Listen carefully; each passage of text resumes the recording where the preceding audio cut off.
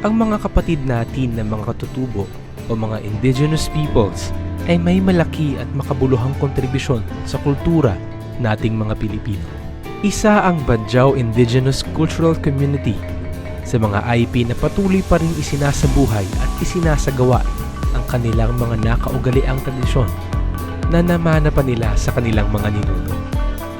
Patuloy pa rin nilang kinakaharap ang mga hamon ng makabagong panahon. Ang mga Badjao ay kilala bilang mga sea gypsies o nakatira sa mga coastal areas. Sa katunayan, isa sa mga komunidad ng mga Badjao ay kasalukuyang naninirahan sa Alaska, Mambaling, Cebu.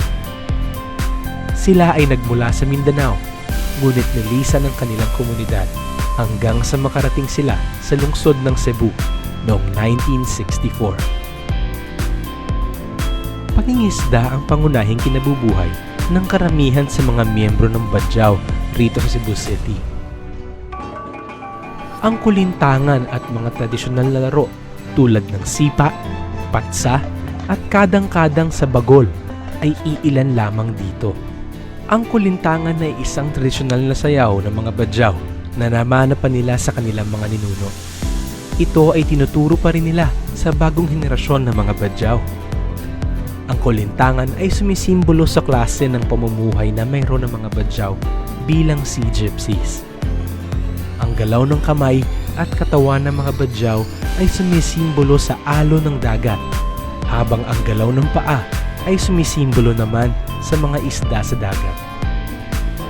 Suot na mga babaeng badyaw ang samra at janggay habang sumasayaw sabay sa hampas at tunog ng mga gong at kulintang. Bukod tanging mga babaeng miyembro ng badyaw lamang ang maaaring sumayaw ng kulintangan. Naniniwala kasi sila na ang mga babaeng badyaw ay sumisimbolo sa kasaganaan ng karagatan. Maliban sa tradisyonal na sayaw nilang kulintangan, sinasabuhay pa rin ng mga badyaw ang kanilang mga katutubong laro. Ang mga larong ito ay mayroong makabuluhang koneksyon sa kanilang kultura.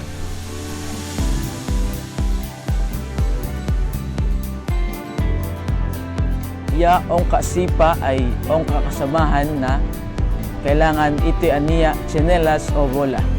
Ito'y dapat ambal pasekot di somento reo na ito'y bang ahog ni somento ka ay taraog maong ka ito.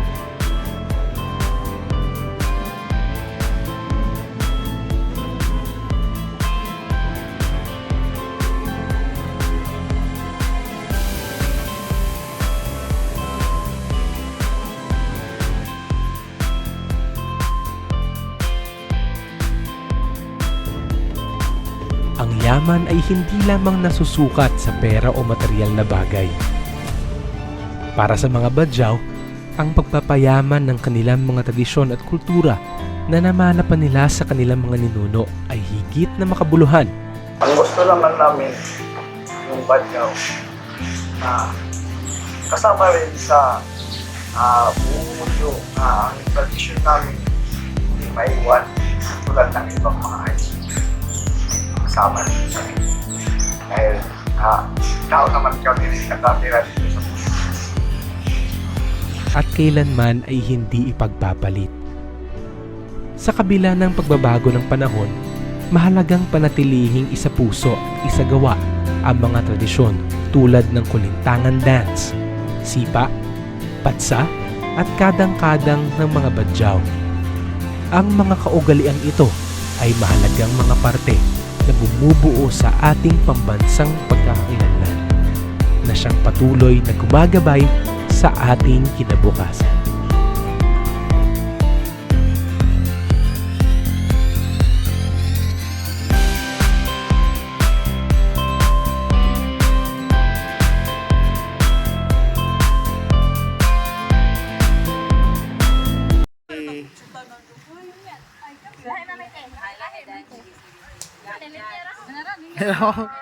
Ang badyaw. Yawan, dati Maki. Ladder post. Okay.